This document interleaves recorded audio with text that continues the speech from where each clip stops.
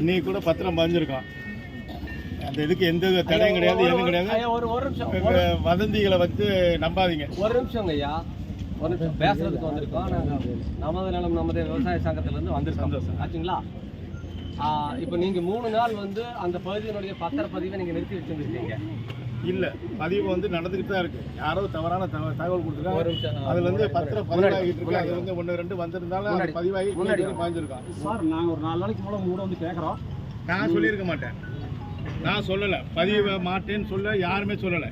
யாரோ தவறான நியூஸ் உங்களுக்கு கொடுத்துருக்காங்க. அதை வச்சு நீங்கள் வந்து இவ்வளோ தூரத்துக்கு உங்களுடைய வேலையில் விட்டு வந்துருக்கு.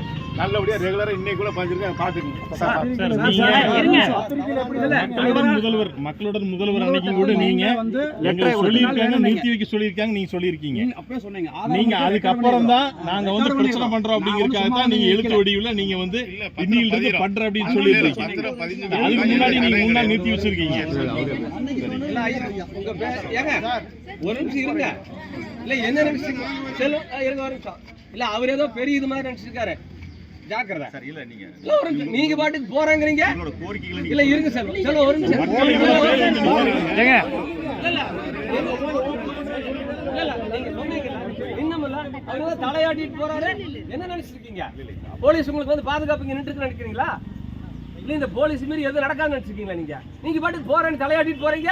அப்ப எங்களெல்லாம் பார்த்தா உங்களுக்கு எப்படி தெரியுது? எப்படி தெரியுது? மாத்தி மாத்தி பேசிட்டு இருக்கீங்க. பேசிட்டு இருக்கும்போது போறேங்கறீங்கல்ல, எங்க போவீங்கல்ல? ஏங்க பேசாதீங்க. இல்ல நாங்க பேசிட்டு இருக்கும்போது நீங்க தலையாடி இப்படி சொல்லிட்டு போனோம்னா அதை அப்படியே கேட்டு இருக்கிறதுக்கு எங்களெல்லாம் பார்த்தா உங்களுக்கு அப்படி தெரியுதாக்கு? கேட்கறதுக்கு ஒழுக்கமா பதில் சொல்லுங்க.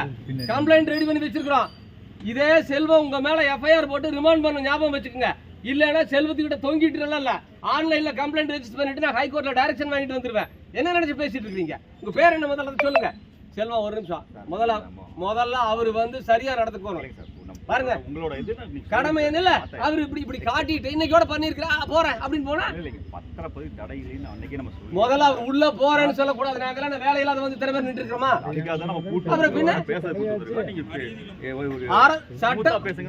அல்லங்க அவரு ஸ்மூத்தா பேசியிருந்தா நாங்களும் ஸ்மூத்தா தான் பேசுவோம். என்ன சொல்லியிருக்கணும்?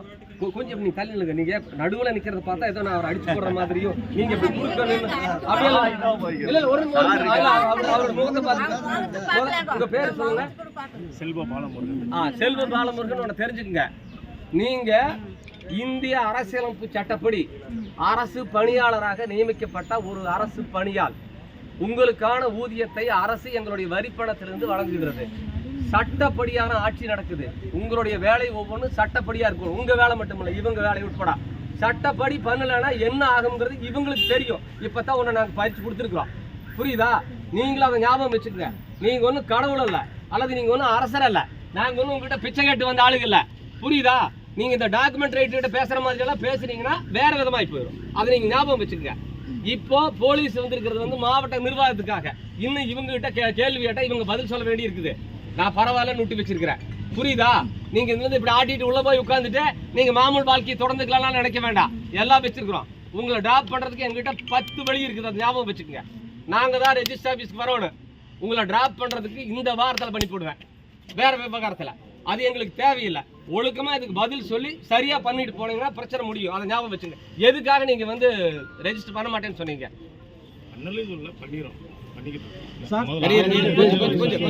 செல்வ இது என்ன பதில் சொல்லுங்க. அவர் சொல்ற பதில் 3 நீங்களே இருந்தீங்க சார். உங்க ஒரு நிமிஷம்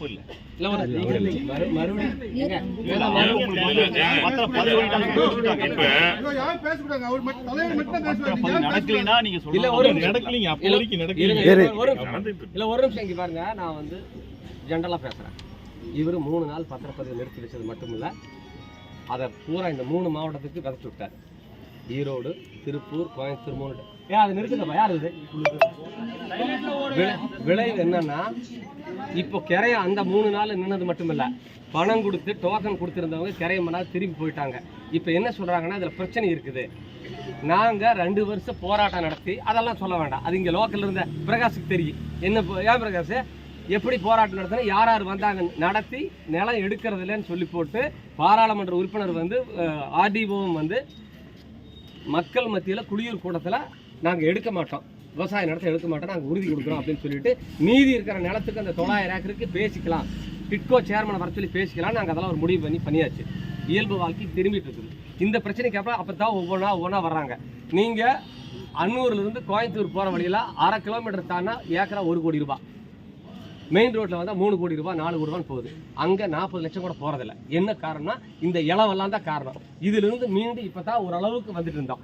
இவர் வந்து 3 நாள் பண்ண வேலை இப்போ மொத்தமாக வியாபாரம் படுத்து போச்சு.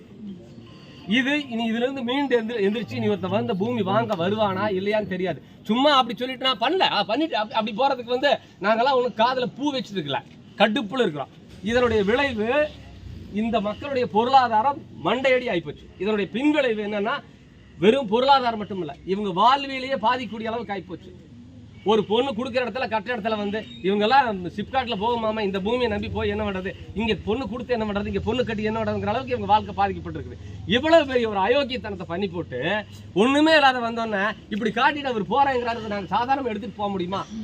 324 பிஎன்எஸ் 324 பழைய ஐபிசி 425 26 27 440 இந்த செக்ஷனில் அவர் மேலே நாங்கள் இப்போ கம்ப்ளைண்ட் கொடுக்குறோம். நீங்கள் எஃப்ஐஆர் போடணும். இந்த கூட்டம் அப்படியே அங்கே ஸ்டேஷனுக்கு வரும். அவர் போகட்டும். நான் என்ன சொல்கிறேன், எதுக்கு பேசுகிறதுக்கு கூப்பிட்டேன்னு சொன்னேன். இதெல்லாம் பண்ணுறதுக்கு வந்து இதெல்லாம் தேவையில்லை, நாங்களாம் அங்கே வந்து உட்காந்து பண்ணிடலாம். நீங்கள் பண்ணலன்னு சொன்னால் ஆன்லைனில் ரெஜிஸ்டர் பண்ணி போட்டு ஹைகோர்ட்டில் ஒரு டேரக்ஷன் வாங்கிட்டு வந்தால் ரொம்ப நேரம் ஆகாது. எங்கள்கிட்ட எவிடன்ஸ் இருக்குது. அவரெல்லாம் நான் சொல்லலை அப்படின்னு சொல்கிறதால ஆகாது. ஒரு வாய்ப்பு, செஞ்ச தப்பை திருத்திக்கிறதுக்கு ஒரு வாய்ப்பு. பாதிக்கப்பட்ட மக்கள் இருக்காங்க, அதுக்காகத்தான் பாலமுருகன் சரிதான் சொல்றாங்க, பாலமுருகனுக்கு ஒரு வாய்ப்பு கொடுத்துருக்குறோம். இந்த பஜனையெல்லாம் பாடிட்டு இருந்தால் அது மற்றவங்க கிட்ட நடக்குது, எங்ககிட்ட அதெல்லாம் நடக்கவே நடக்காது. இல்லை இதில் குறுக்கு வழியில் போய் பண்ணுறதுன்னு சொன்னால் 24 மணி நேரத்தை பாலமுருகனை ட்ராப் பண்ணிடுவோம். எங்ககிட்ட ஆள் இருக்குது, எங்ககிட்ட திறமை இருக்குது, அவர் என்ன வாங்குறாருன்னு எங்களுக்கு தெரியும். நாங்கள் அந்த வழிக்கெல்லாம் போவே இல்லை. இது மக்கள் போராட்டம், தனிப்பட்ட பகையெல்லாம் ஒன்றும் கிடையாது. இவர் பண்ண வேலை எவ்வளோ பெரிய பாதிப்பு ஏற்படுத்திருக்குன்னு சொல்லணும். சட்டப்படி இருக்குது சொத்தளிப்பு. இவர் பண்ண வேலை சொத்தளிப்பு சட்டப்பிரிவில் இருக்குது. இப்போ என்ன சொல்றீங்க பாலமுருகன்? சொல்லுங்க பாலமுருகன், நீங்க பத்திரம் பதிஞ்சுக்கலாம். அது நீங்க சொல்ல வேண்டியதில்லை. உங்க ஒரு நிமிஷம் இருங்க. உங்க தயவில் ஒன்று நாங்கள் பத்திரம் பதிவு வேணுங்கிறதில்ல. பாலமுருகனுடைய தயவெல்லாம் எங்களுக்கு ஒன்றும் தேவையில்லை. சட்டம் நீங்க பண்ணித்தான் ஆகணும், புரியுதா? பண்ணிக்கலாம்னு சொல்றதுக்கு உங்ககிட்ட கேட்கறதுக்கு வரல. நீங்க அப்படி நினைச்சிட்டு இருக்கீங்களோ? 3 நாள் நீங்க வந்து பத்திரப்பதிவு ஏன் நிறுத்தி வச்சீங்கன்னு கேட்கறது தான் இங்க வந்திருக்கோம்.